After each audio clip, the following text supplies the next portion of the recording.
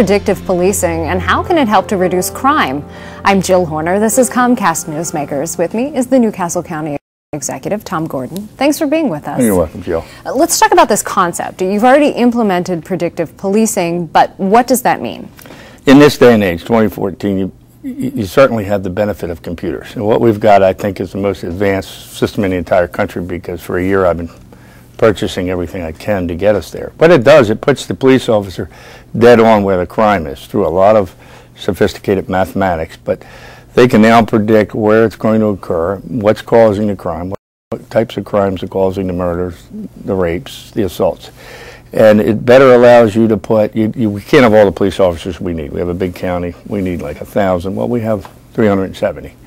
So this allows us to make best use of their time, and it allows, we're getting off the 911 treadmill where you call and they respond, the crime's already over. This allows them to take some, just to concentrate on where the computer and the analog information tells them they need to be. So really it's a matter of working to prevent crime rather than just having a reaction after a crime occurs. They're allowed to focus now on the root causes, and many of the root causes are nuisance crimes, where you have, you know, one case they use is there was a guy that was urinating on his front lawn. Well, we normally wouldn't handle that, but in this case they would handle it. And they found the guy urinating, has a gun, has drugs, and he doesn't want to miss his clients.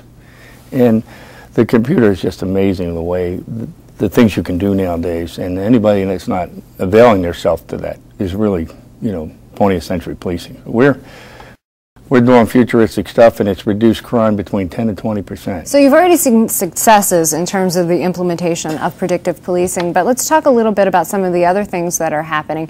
You've also worked to develop partnerships in order to reduce crime.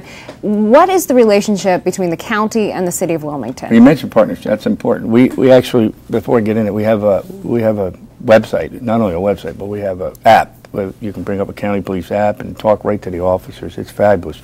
But we're working very closely with the city of Wilmington. The city of Wilmington has been plagued with an inordinate amount of murders and shootings. And we're doing it in two ways. We're bringing a lot of resources to the city because they need help. They're a fine police department, great city. But in the next few months, they're going to see a lot of extra help from the county police and the state police and other agencies. And that's a really good thing. And we're going to continue to deal with that and all the other crimes at the same time. But we're using some of our smart policing to help out in that area. And you've mentioned the use of technology and work to predict where crimes may happen, but you also want input from residents through things like this app you mentioned. The app is fantastic, and it's allowing everybody has a smartphone. The criminals have smartphones, and so do the people that are watching it. Sometimes they're afraid to make a phone call. They don't want to be identified. But with this app, it can allow them to give anonymous information, and it's being used. We rolled it out about a month and a half ago, and it's a great tool. And they have other great tools that we've availed the police department with to be able to track criminals.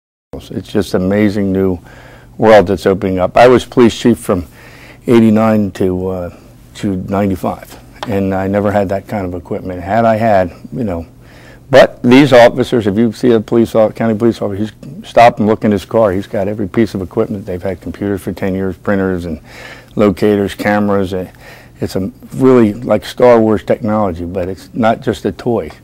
Those crime statistics are deadly accurate. Thanks so much for being with us. You're welcome. We've been talking with the Newcastle County Executive, Tom Gordon. I'm Jill Horner.